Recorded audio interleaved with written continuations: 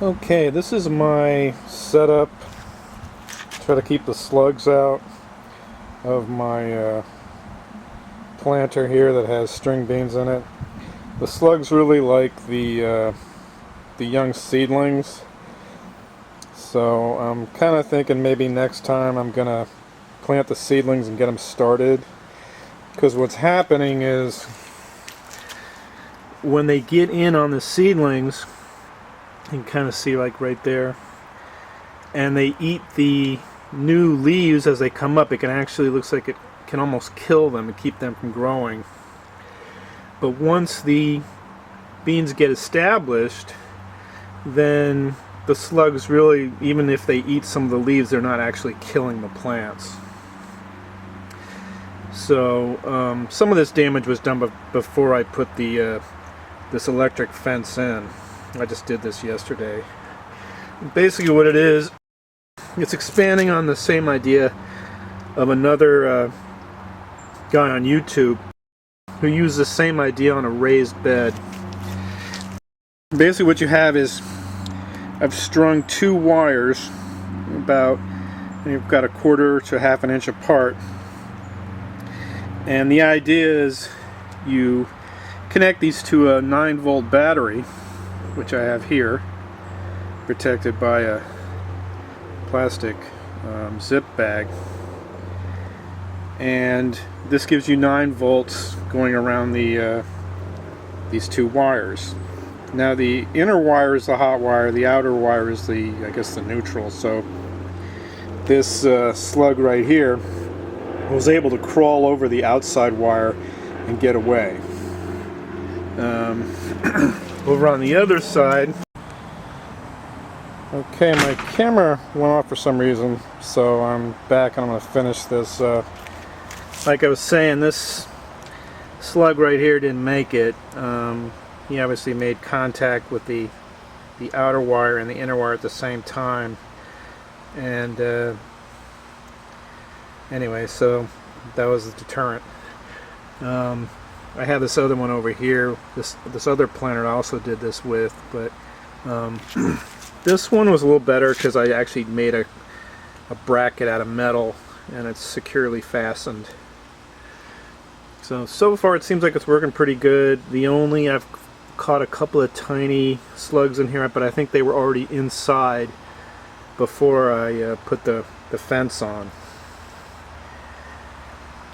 So that's that one. And like I was saying before, I think the solution to this is to actually plant seeds inside and let them grow so they've got, you know, nice full leaves on them, and then transplant them out into these, because the slugs really did some damage before I put this on here, and I don't know if those little seedlings back there are going to make it or not. Okay, this is another planter that also has string beans, but this is this is a plastic planter that's got a different profile than the white one. This is a newer one. See if I can get back so you can see it. And I've used these tomato cages, and I put them one on top of each other so that the seedlings will be able to grow up, the beans will be able to grow up on them. Doing pretty well. But anyway, because of the profile of this planter, what I did is I strung the wire around the outside.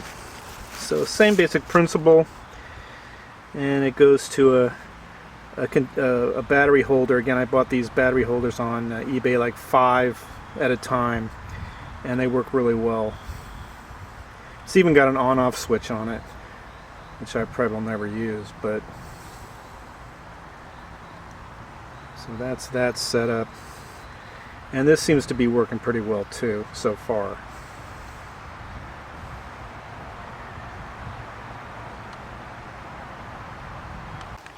Alright, and then there's 2 other containers over here. These are wooden containers. These are oak barrels, I guess wine barrels that I've been cut in half. And these are going to be a little trickier probably to do the fences. In a sense they'll be a little easier just because it's wood and I can staple into them very easily, but I think they're a little bit bigger. These string beans, you can kind of see there's one in the back here that's really just been destroyed by slugs. It's almost completely denuded. On the other side, got that one. You can see it's been being eaten. I've also caught a pill bug on this as well. And unfortunately, I did an experiment, and the pill bugs do not seem to be affected by the fence at all. They just crawl right over it, so that could be a problem.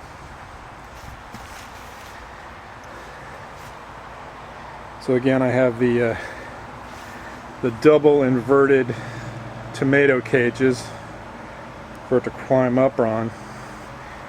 I used a wire ties, and then I also stabilized it with a pole in the back. So it's working pretty good so far. This is my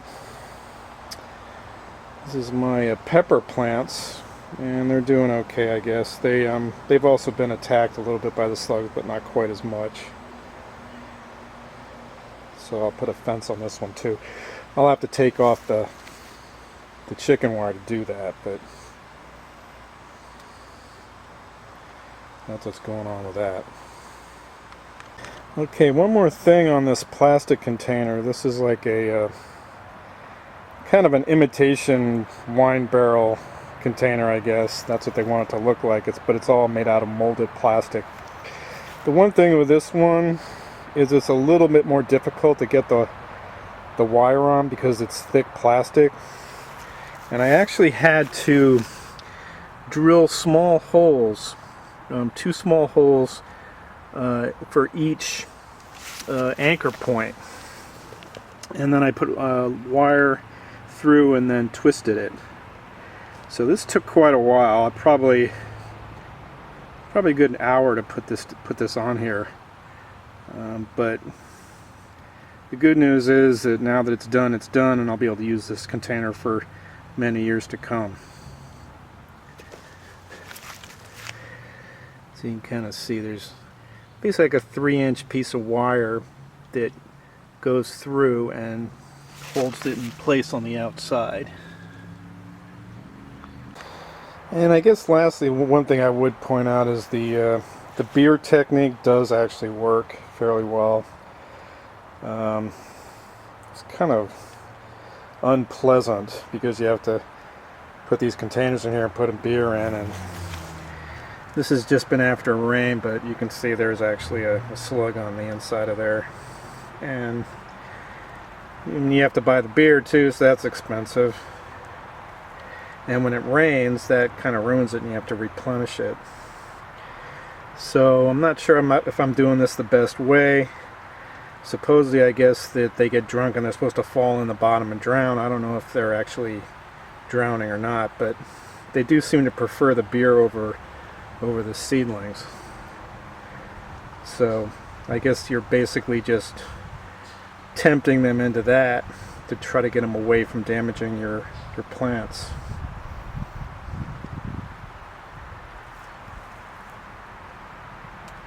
Okay, here's a clip of a slug going over the wires, and you can see he's going perpendicular in, and he can go over the outside wire, but once he makes contact with the hot wire, he's shocked.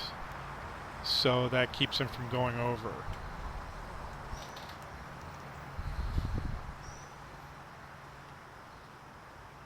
Yeah.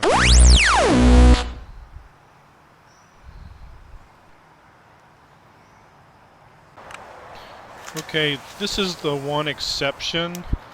If the slug manages to get inside the outside wire and he's going parallel to the wires, then there's a possibility that he could make it in. He's getting shocked when he touches both wires at the same time. But here he is kind of between the wires, and if he doesn't make contact with both, he can actually get in over that hot wire. So this is pretty rare, though. They're most likely going to come in perpendicular. Okay, I think Jake here is served his purpose, so I'm gonna go and release him into the woods because he's got a long trek to get back down.